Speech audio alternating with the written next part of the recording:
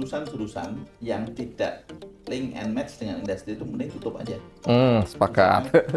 Jurusan administrasi perkantoran, manajemen gitu. Yang sudah ke Susah mau di industri apa tuh susah gitu. Kalau beberapa tahun terakhir ini saya juga mengalami penurunan ini ya kualitas ini fenomena ya. Betul. Dan saya sedih dengan itu gitu. Salah satunya karena kita pemerintah itu tidak memberikan perhatian yang cukup kepada mereka. Misalkan begitu. Maksud dengan adanya jalan Serang Panimbang itu membuka akses industri ke daerah Pandeglang, daerah Lebak ya, yang UMK-nya kita itu masih nggak begitu besar di sana. Sehingga kalau kita perusahaan pengen pindah, nggak usah jauh-jauh, pindah ke sana aja ke Lebak atau Pandeglang. Assalamualaikum warahmatullahi wabarakatuh. Kali ini kita berjumpa lagi dalam bincang-bincang bersama Wakil Rakyat DPRD Banten, dan hari ini saya akan berbincang-bincang dengan salah satu politisi senior dari fraksi PKS, yaitu Bapak Budi Prayogo, yang beliau juga bertugas di Komisi 5. Gimana kabarnya Pak Haji? Assalamualaikum. Waalaikumsalam warahmatullahi wabarakatuh. Alhamdulillah baik, masih Bang Icing. Alhamdulillah. Amin, amin, sehat-sehat selalu ya Pak Haji. Iya, alhamdulillah. Sebelum podcast, saya kebetulan hari ini juga peringatan Hari Anak Nasional, dan Komisi 5 juga salah satu bidangnya juga tentang perlindungan anak dan keluarga berencana. Saya harus mengucapkan juga selamat Hari Anak Nasional. Temanya juga menarik hari ini. Sayangi anak, lindungi dan masa depan. Dan ini kita akan ngobrol dengan Komisi 5 terkait bagaimana masa depan Banten generasi kita. Nah, kita mulai dari pendidikan anak Pak. Kalau ngelihat pantauan Bapak dari semenjak anggota DPRD Banten, bagaimana kualitas pendidikan di Banten dikaitkan dengan kemudian ada program sekolah gratis Pemprov Banten, apakah ini sudah menjawab kebutuhan masyarakat untuk akses pendidikan, dan kemudian bagaimana dengan kualitas pendidikannya? Di ujung kan kualitas itu lebih utama daripada bukan ada sekedar sekolah. Gimana Pak? Ya, terima kasih Bang Ciding. Jadi para pendahulu bangsa kita itu saya pernah baca salah satu quote-nya dari Bapak bangsanya India, Gandhi ya, Mahatma Gandhi itu beliau mengatakan bahwa satu-satunya cara untuk meningkatkan harkat masyarakat bangsa itu adalah dengan pendidikan. Betul. Nah, makanya di program Pak Gubernur ini dalam rangka pendidikan di Provinsi Banten yang perhatian beliau besar ya.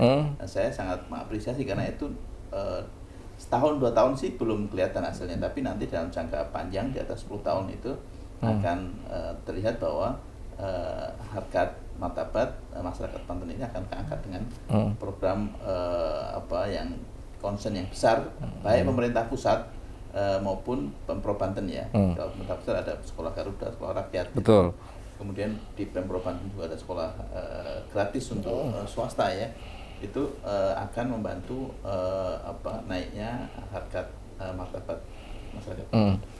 Iya, tadi dari sisi akses kemudian Pemprov Banten menjawab dengan sekolah gratis. Kemudian kembali ke pertanyaan di awal itu, bagaimana kemudian bahwa sekolah itu bukan hanya pada akses, tapi kemudian pada kualitas output anak ke sekolah itu, apakah dia kemudian menjadi siswa yang mandiri, kemudian siswa yang berketerampilan, syukur-syukur dia juga kemudian punya karakter yang dibutuhkan. Nah, kalau Pak Budi sendiri ngelihat bagaimana ke depan supaya kualitas itu naik, apakah dari sisi sarpras, kemudian dari kualitas gurunya, kemudian seperti apa untuk ditingkatkan juga?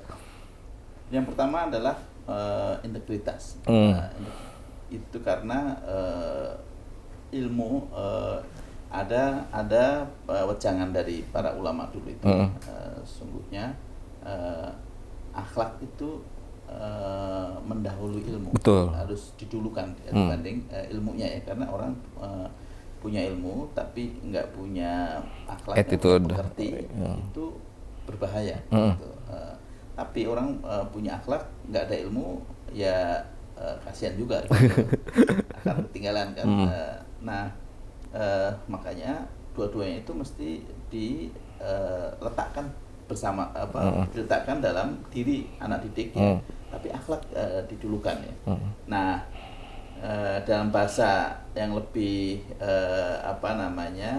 lebih akademis kan integritas gitu. Betul. Ya, integritas personal gitu. Nah makanya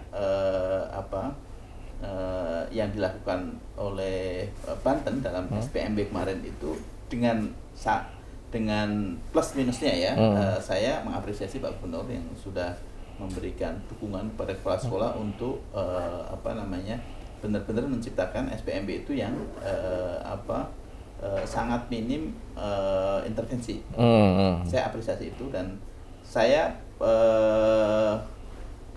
kalau kita berhasil membangun integritas di awal, maka kesininya itu kita akan membangun calon-calon pemimpin bangsa yang benar-benar berintegritas gitu.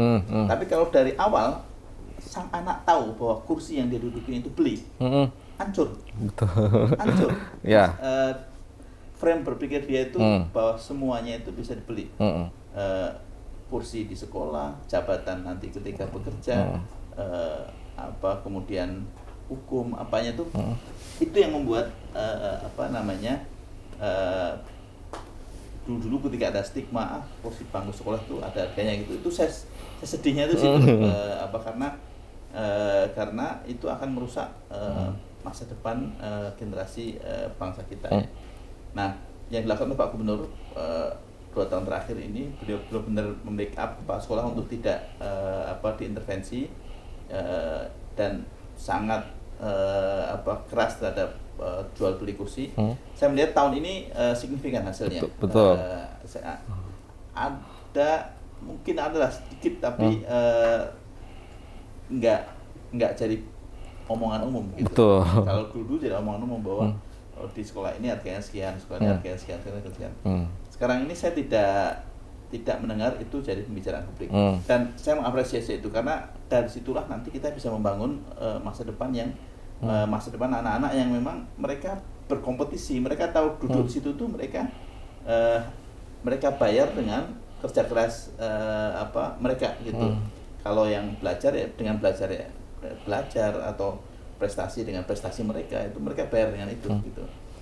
Kita akan melahirkan generasi bangsa yang siap untuk berkompetisi, siap untuk bertanding, bersaing dengan dengan persaingan masa depan mereka yang kita nggak tahu nanti di zaman mereka dewasa itu seperti apa persaingannya. Gitu. Nanti 2045 akan seperti apa, akan beda dengan sekarang.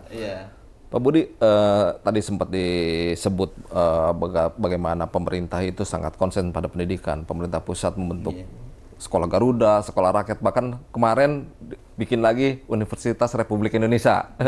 Ada gubernurnya, betul-betul ingin menciptakan. Nah, bahkan lebih jauh Pemprov Banten itu sudah punya sekolah CMBBS yang akan menjadi laboratorium mencetak generasi Banten. Nah, apa pandangan Pak Budi terhadap CMBBS?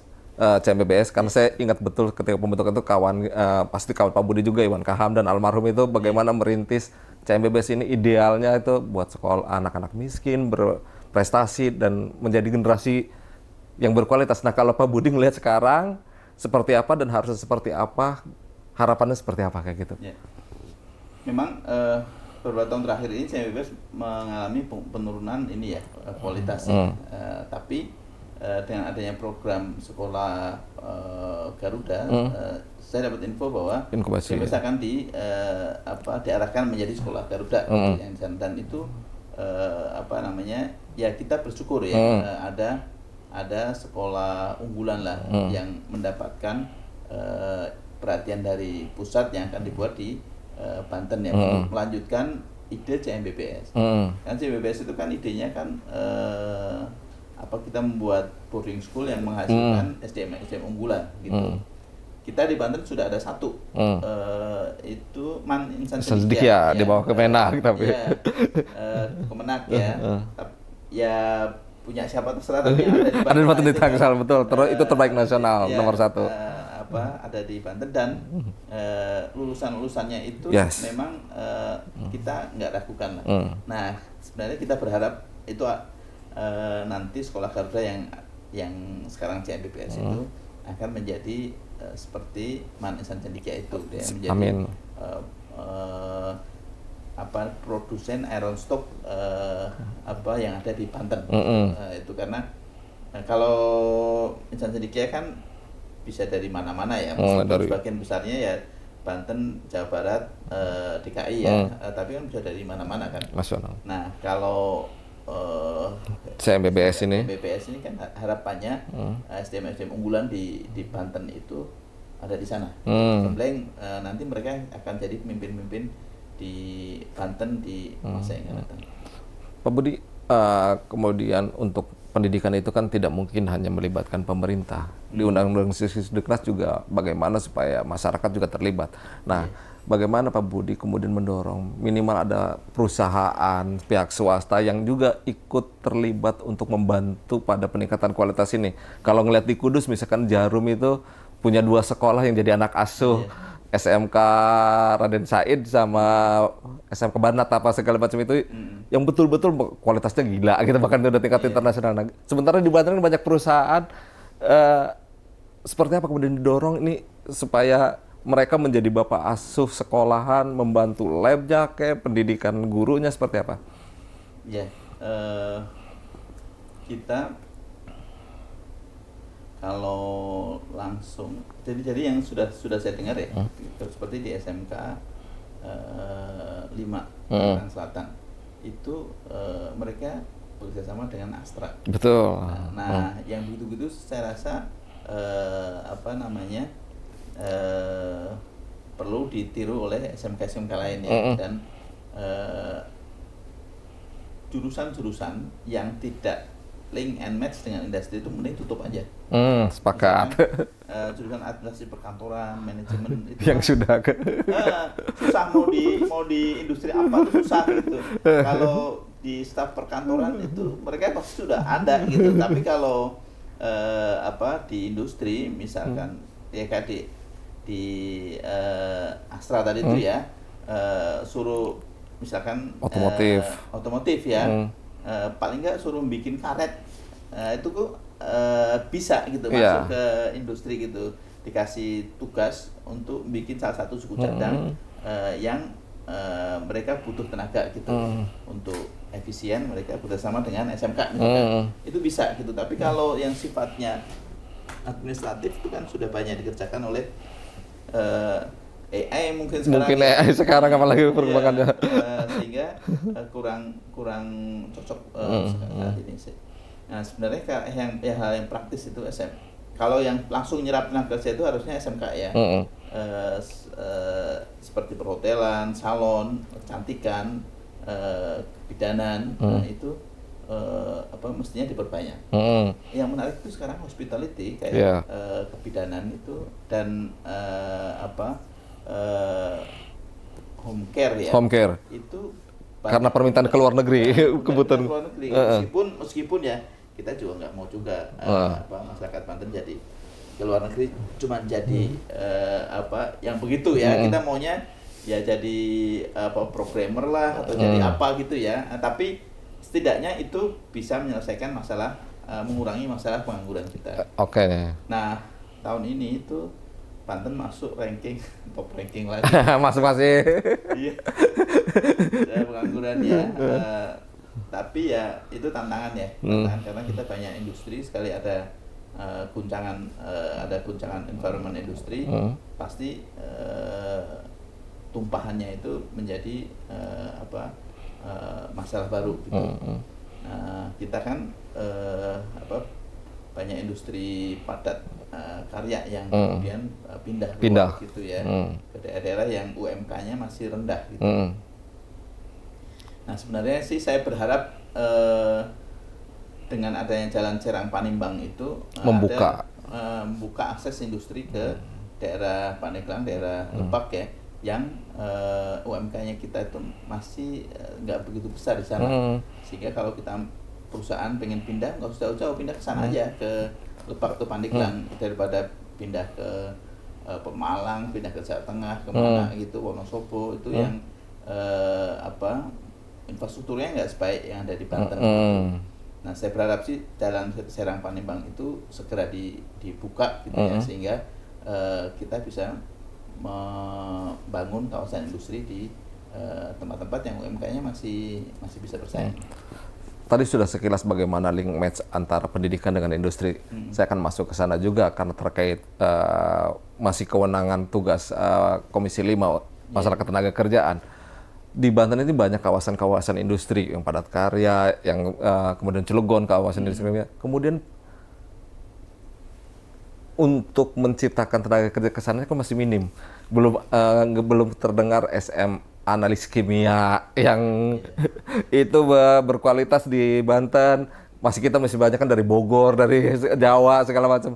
Atau tadi lah metalurgi misalkan SMK metalurgi kan belum ada kayak gitu.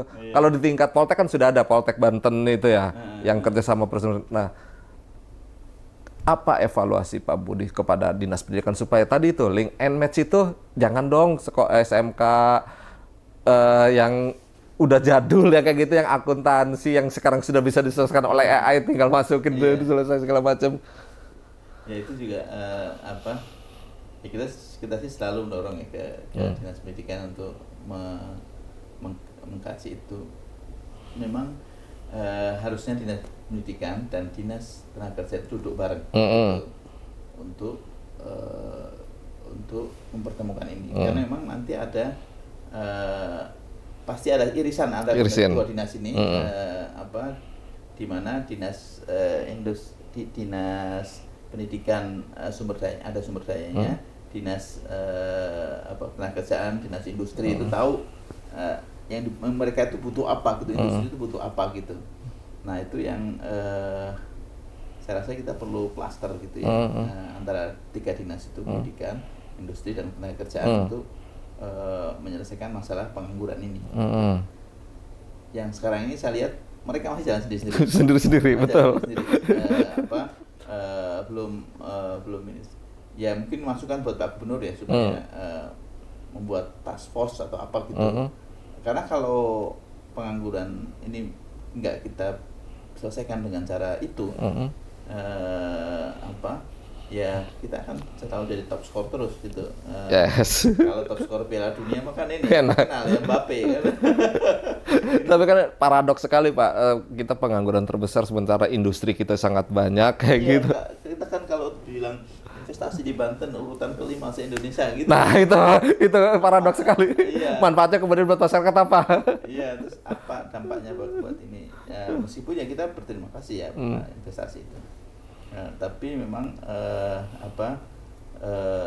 dua hal yang berbeda ya.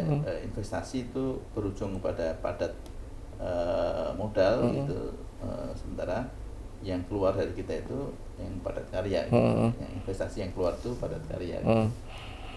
Itu paradoknya sih di situ. Ini nyambung tadi juga dengan Jalan Serang Panimbang yang sekarang sebetulnya belum 100% sampai ke sana, Pak. Kemudian didorong bagaimana sebagai kawasan industri juga terbuka di sana. Sempat disebut kalau nggak salah Cileles atau seperti apa menjadi kawasan industri. Nah, apa kemudian saran dari Pak Budi masukan kepada pemerintah industri seperti apa yang sebetulnya harus cocok ke sana supaya masyarakat bisa terserap di sana, dan juga kaitannya juga dengan Komisi 5 terkait lingkungannya juga tidak rusak di sana. Apalagi di sana kawasan-kawasan pertanian, kawasan konservasinya cukup banyak juga di sana. Sebenarnya industri yang cocok itu industri yang ada hubungannya dengan pertanian, agro dan mina, mina laut ya. Nah, kalau dan itu mesti ada insentif dari pemerintah pusat supaya tertarik gitu pemodal itu untuk membangun kawasan industri agro di sana. Karena tanpa ada insentif ya mereka pasti akan cari yang sekarang existing aja gitu, dekat infrastruktur kan. Mesti ada insentif baik fiskal maupun pajak ya atau pajak, apapun ya, supaya orang itu mau membuka bangun gitu, investasi gitu. Nah, tapi bang, yang sesungguhnya industri yang nyerap tenaga kerja itu adalah ini existing ya, itu garment dan alas kaki. Alas kaki ya, Mang. Itu sudah Masih jadi idola untuk nyerap tenaga kerja. Karena dia itu padat karya. Padat karya. Nah, kalau mau nyerap cepet pengangguran, udah itu aja. Ya. Garmen dan alas kaki gitu ya. Atau yang ada kaitannya dengan fashion lah gitu. Karena dia akan cepat. Nah, sebenarnya yang menarik buat Banten itu adalah otomotif. Karena otomotif sekarang itu kan arahnya ke EV itu. Itu bahan bakunya itu dua, logam dan chemical. Nah, kalau dua hal itu ada di kita kan. Ada pabrik logam dasarnya ada di Krakatau, ada chemical dasarnya ada di Asahi di ini dan pabrik yang produk akhirnya pun ada. Itu lebih menarik ya, sehingga kalau kita bangun industri mobil di sini itu dengan bahan baku dan itu nggak terlalu jauh. Betul. Dibanding di Kerawang ya. Kerawang, Cikarang ya. Nah, sebenarnya kalau kita bangun industri otomotif di kita itu menarik, terutama mobil listrik ya. Karena lagi tren juga sekarang lagi. Ya, lagi didorong ke sana kan. Tapi memang mesti disiapkan infrastrukturnya ya. Tapi kan sekarang nih kayak di Cilegon itu juga ada perluasan kawasan industri gitu ya. Di kita daerah Lebak itu Ciales juga sudah mulai dibicarakan. Ya mudah-mudahan sih jalan itu segera jadi gitu sehingga orang mau buka investasi di sana. Kita sudah bicara tentang bagaimana pendidikan kemudian tenaga kerja pada sektor yang formal, tapi Banten punya sejarah panjang bahwa pendidikannya juga ada pendidikan informal yang sudah terlebih dahulu ada pondok pesantren. Nah, gimana Pak Budi melihat peran pondok pesantren dan bagaimana perhatian pemerintah terhadap pondok pesantren ini? Karena dua-duanya juga sama, menciptakan generasi, membentuk karakter segala macamnya itu. Ini saya lihat fenomena ya. Pondok pesantren itu mulai ditinggalkan oleh santri, oleh ini fenomena ya. Betul. Dan saya sedih dengan itu gitu. Salah satunya karena kita pemerintah itu tidak memberikan perhatian yang cukup kepada mereka. Misalkan begini, masuk sekolah negeri gratis. Sementara di pondok mereka nggak bisa begitu gitu. Nggak bisa. Itu masih harus. Bahkan ada pesantren salaf yang masih seikhlasnya. Itu masih begitu gitu. Nah, memang mesti ada